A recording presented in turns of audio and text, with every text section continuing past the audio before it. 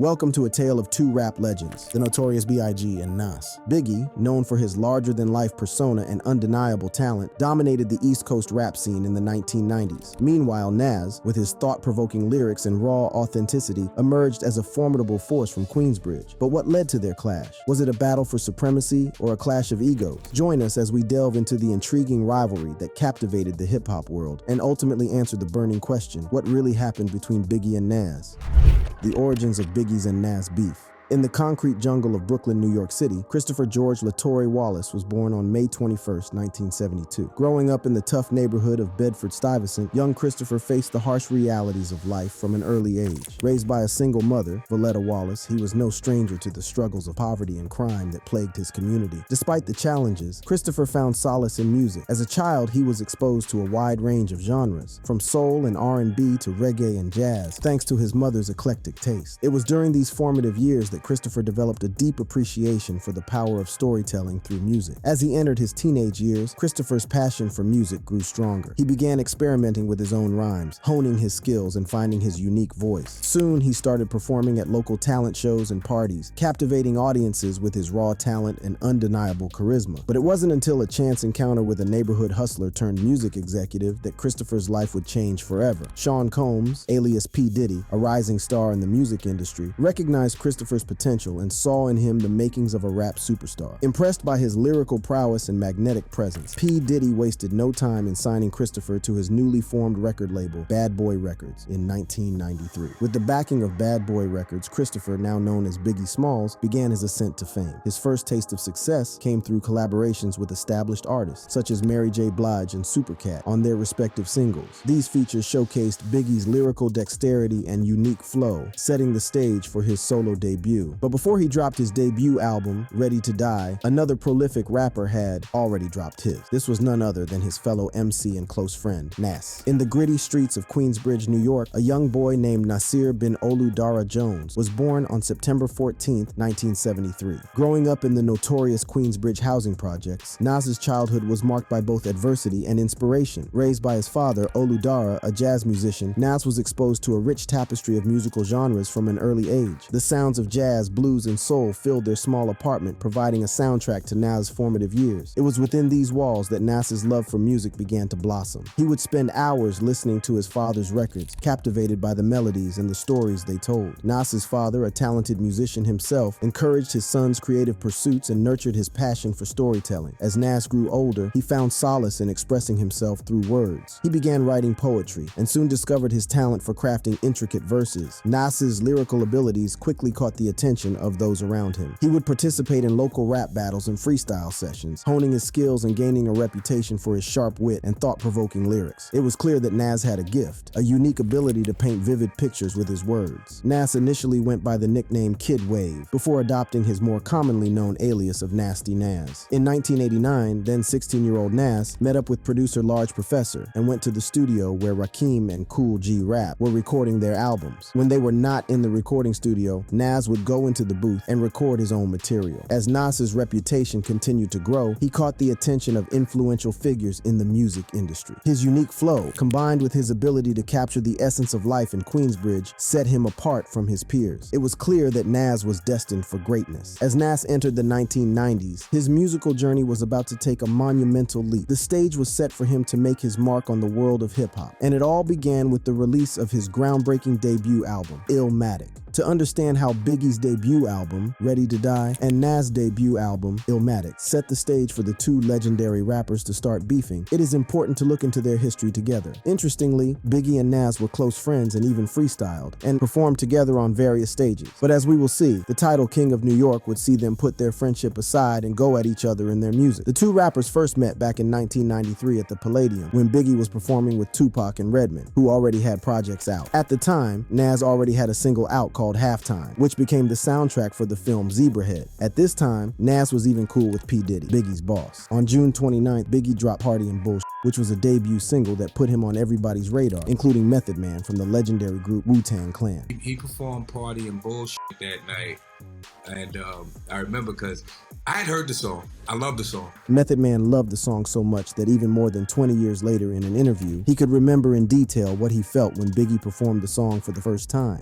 That's when I felt like this feeling come over me like they just killed this shit. Watch what he do. As the two rappers grew closer to each other, they would constantly freestyle together. The following year, a 20-year-old Nas dropped his debut album on April 19th and peaked at number 12 on the US Billboard 200 chart, selling 63,000 copies in the first week. Although the album was awarded Best Album of 1994 by The Source, it failed to achieve significant commercial success even with 5 singles and 4 music videos. Surprisingly, just 2 years later, it went gold and has sold over 2 million copies in the US as of February 2019. After Nas's somewhat average performance on the charts when his album dropped, it was now Biggie's turn. And as the story goes, Biggie wanted his friend Nas on the album. However, as hip-hop heads may remember, Nas never appeared on Biggie's debut album. In fact, only one of the 17 tracks had a feature, which was with Method Man. Despite this, Ready to Die peaked at number 15 on the Billboard 200 and was subject to widespread critical acclaim, soon a commercial success. In April 2018, it was certified 6 times platinum by the Recording Industry Association of America. Overall, the album was significant for revitalizing the East Coast hip-hop scene amid West Coast hip-hop's commercial dominance. This is where things started to get interesting. Nas and Biggie were set to release the remix to Gimme the Loot, one of the most popular songs on Biggie's album. The two were even in the studio recording verses for the song. However, nothing materialized. In an interview on The Breakfast Club, Nas was asked why he never recorded the verse for the song. According to the rapper, Biggie had given him weed that proved too strong for the young MC, who ended up not being able to write his verse. Weren't you and Big supposed to do a record together, but something happened, like the verses didn't get recorded? I got too high. While this may be true, it brings to question why the rapper never went the next day to record his verse. According to him, he was still high. Why not come back the next day, Nas?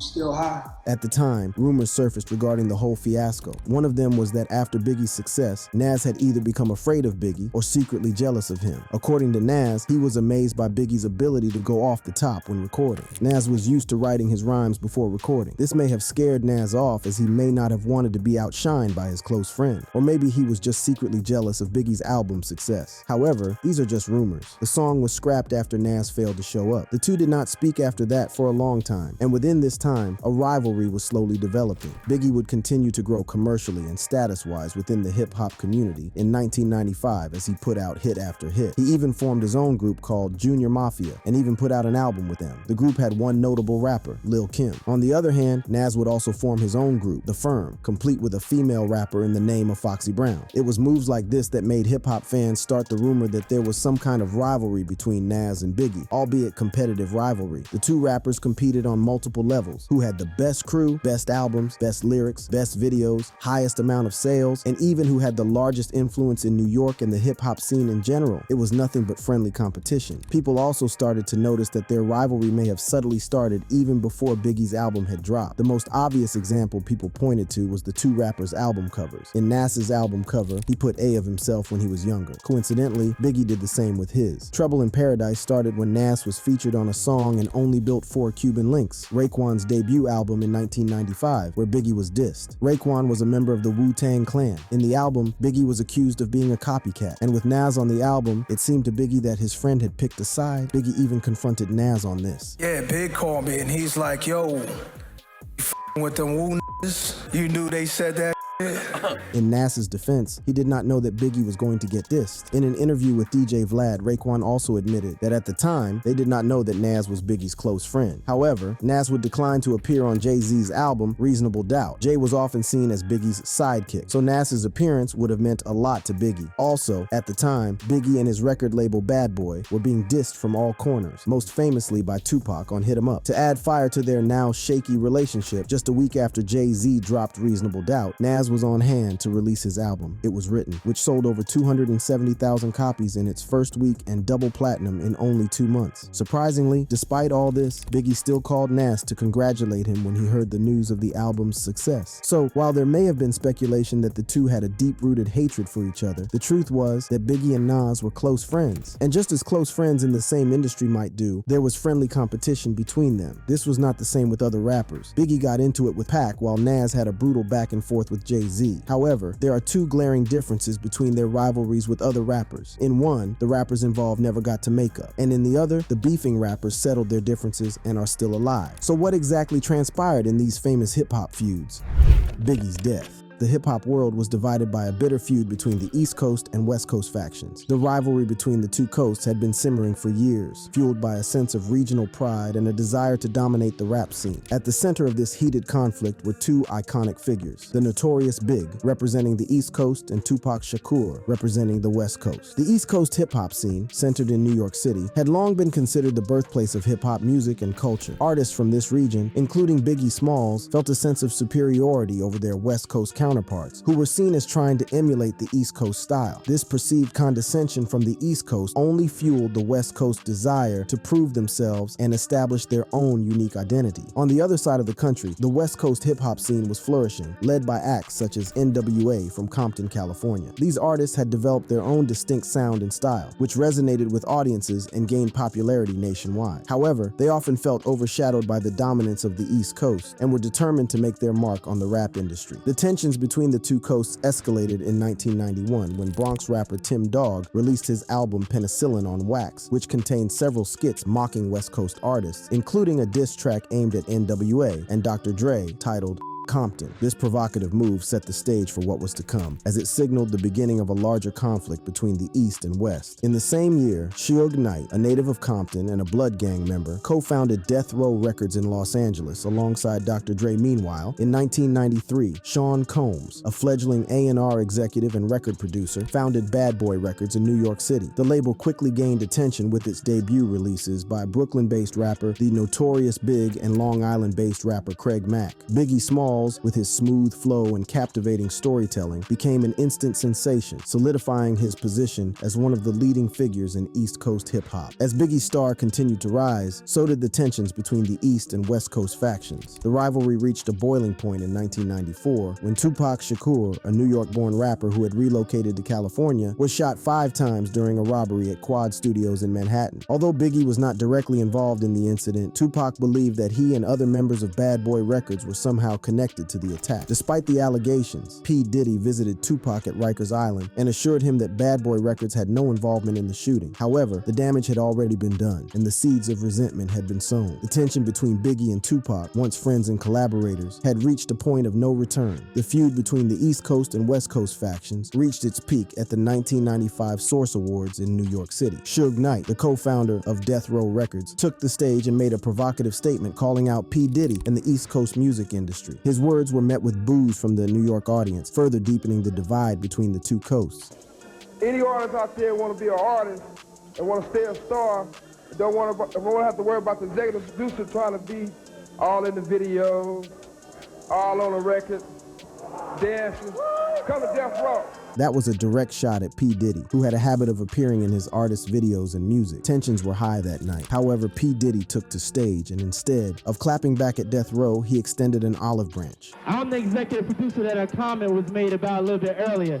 But check this out. Contrary to what other people may feel, I would like to say that I'm very proud of Dr. Dre, of Death Row, and Suge Knight for their accomplishments. In the midst of this escalating feud, Suge Knight orchestrated Tupac Shakur's release from prison by posting his $1.4 million bond. The two joined forces, with Tupac unleashing a series of insults and threats aimed at Biggie, P. Diddy, and the entire Bad Boy Records camp through his music. The tension between the East and West Coast factions had reached a dangerous level, setting the stage for the tragic events that would follow. The first casualty of the beef was Tupac. On September 7, 1996, Tupac was shot and killed in Las Vegas by Orlando Anderson, who was affiliated with the Southside Compton Crips. The gang had close ties to P. Diddy and Bad Boy Records. That night, Suge escaped death by a whisker and allegedly plotted to avenge Pac's death. The night of March 9, 1997 would forever be etched in the annals of hip-hop history as the night the music world lost one of its brightest stars. Biggie attended the Soul Train Music Awards in Los Angeles, unaware that it would be his final public appearance. After the awards ceremony, Biggie left the venue with his entourage, traveling traveling in two separate vehicles. As they stopped at a red light on Wilshire Boulevard, a dark-colored Chevrolet Impala pulled up alongside Biggie's SUV. In a matter of seconds, the unthinkable happened. An unknown assailant inside the Impala opened fire, unleashing a hail of bullets into Biggie's vehicle. The rapid succession of gunshots shattered the calm night air, sending shockwaves through the surrounding area. Chaos ensued as Biggie's entourage scrambled for cover, desperately trying to make sense of the horrifying scene unfolding before their eyes. The assailant's motive remained a mystery, but the impact was devastating. Biggie Smalls, just 24 years old, had been struck multiple times by the bullets. The gravity of the situation became apparent as his body slumped in the vehicle, his life slipping away. Paramedics rushed to the scene, but their efforts were in vain. Biggie was pronounced dead at Cedars-Sinai Medical Center, leaving the world in a state of shock and mourning. The news of Biggie's murder spread like wildfire, sending shockwaves through the music industry and beyond. Fans around the world were left reeling, grappling with the loss of a true icon. The tragedy of his death was compounded by the fact that it occurred in the midst of an already tense and volatile East Coast-West Coast feud. Speculation and theories surrounding the identity of Biggie's killer immediately began to circulate. Many believed that the murder was a direct retaliation for the death of Tupac Shakur, who had been killed in a drive-by shooting in Las Vegas just 6 months earlier. The East Coast-West Coast rivalry had reached a deadly climax, claiming the lives of two of the genre's most influential artists. Law enforcement agencies launched an extensive investigation into Biggie's murder, but progress was slow and hindered by a lack of cooperation from witnesses and potential suspects. The case was further complicated by allegations of corruption within the Los Angeles Police Department, with claims that certain officers may have been involved in the crime or had knowledge of those responsible. Despite the challenges, detectives diligently pursued leads and examined every piece of evidence. The focus of the investigation shifted towards potential connections between Biggie's murder and the rival factions within the music industry. The possibility of a conspiracy involving record label executives, corrupt law enforcement officers, and rival artists loomed large. As the investigation continued, several suspects emerged, but no one was ever charged in connection with Biggie's murder. The case remained unsolved, leaving a void in the hearts of Biggie's family, friends, and fans. The lack of closure only intensified the pain and frustration surrounding his untimely death. In the aftermath of Biggie's murder, the hip-hop community mourned the loss of a true lyrical genius. Tributes poured in from artists across the globe, paying homage to his talent, charisma, and impact on the genre. The tragedy served as a stark reminder of the dark side of fame and the consequences of a bitter rivalry that had spiraled out of control. The legacy of Biggie Smalls lives on through his music, which continues to inspire and resonate with audiences to this day. His storytelling ability, lyrical prowess, and unique flow remain unparalleled, solidifying his status as one of the greatest rappers of all time. While his life was tragically cut short, his impact on the world of hip-hop will forever be etched in history. While Biggie's beef ended with the death of two prolific rappers, his friend's beef ended very differently. Perhaps a direct contrast and a blueprint of how rivalry within the hip-hop industry should be handled.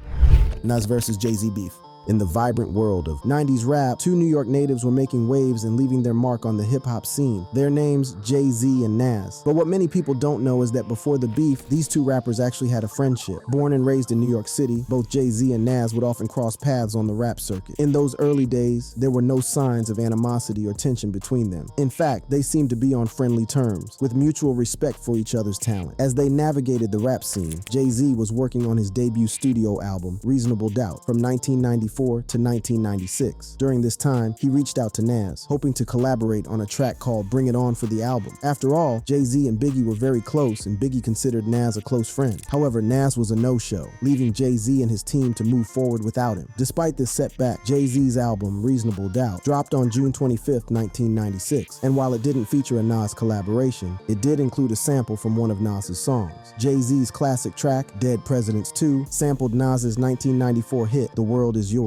Little did they know, this would set the stage for the brewing storm between them. From 1996 to 2001, subtle jabs and veiled insults started to appear in their verses and interviews. It was a period of elusive tension, with the casual listener unaware of the beef that was slowly simmering beneath the surface. But how did this friendship turn into one of the most notorious feuds in hip-hop history? In 1997, Jay-Z sampled Nas's voice once again on Rap Game Crack Game, another friendly nod to his rival. However, he also dropped a line on Where I'm From, which many consider to be his first shot fired at Nas. I'm from where pull your card, and argue all day about who's the best MCs, Biggie, Jay-Z, and Nas. J-Rap. In March of that year, Biggie Smalls passed away, and Jay-Z did not hesitate in making a claim for the New York hip-hop throne on his song, The City Is Mine. In 2001, tensions between Jay-Z and Nas were about to reach a boiling point. It all happened at the Hot 97 Summer Jam, an annual hip-hop festival hosted by the New York-based radio station Hot 97. This event would become the catalyst for the escalation of their feud. In a freestyle performance that would later become the infamous diss track Takeover, Jay-Z took direct aim at Nas. The crowd was electrified as Jay-Z unleashed his lyrical assault. He wasted no time in referencing the earlier Nas sample, rapping, "So yeah, I sampled your voice, you was using it wrong, you made it a hot line, I made it a hot song." But Jay-Z didn't stop there. He continued to push the knife deeper, challenging Nas's credibility and success. He rapped, "Use your brain. You said you've been in this 10, I've been in it 5. Smarten up, Nas, 4 albums in 10 years.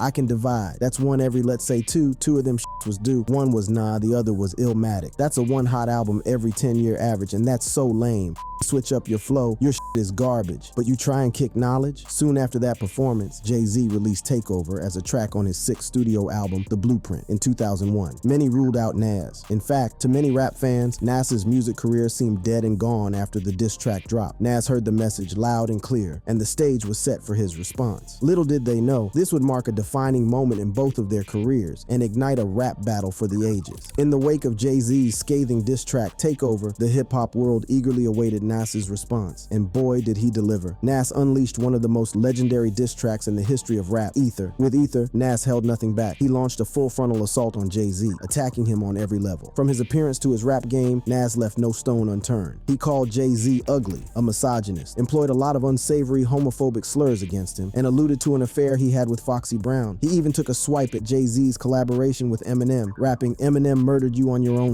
But it wasn't just the lyrical jabs that made Ether so impactful. Nas also called out Jay-Z's character, accusing him of selling out and trading his soul for riches. "Y'all deal with emotions like What's sad is I love you cause you're my brother, you traded your soul for riches." Nas responded to Jay-Z's claims of being a has-been by reminding him he's been in the rap game much longer. "I got this, locked since 9-1, I am the truest name a rapper that I ain't influenced." He then proceeded to attack his street cred and accused him of copying his style. "In '88, you was getting chased to your building calling my crib, and I ain't even give you my numbers. All I did was give you a style for you to run with." It was an uncensored, unfiltered attack that resonated with fans and critics alike. Stillmatic, on the whole, was heralded a proper comeback by critics and fans alike after a string of lackluster releases from the Queens rapper. The beef in the album led to Nas's lost tapes being released, then God's Son, which to many cemented his status as New York's best MC for years to come. People were shook by Takeover, but Ether was on another level. The impact of Ether was seismic. It not only silenced Jay-Z's claims of superiority, but also revitalized Nas's career. Prior to Ether, Nas had faced criticism for his 1999 album, Nostradamus, which was considered by many to be a weak offering.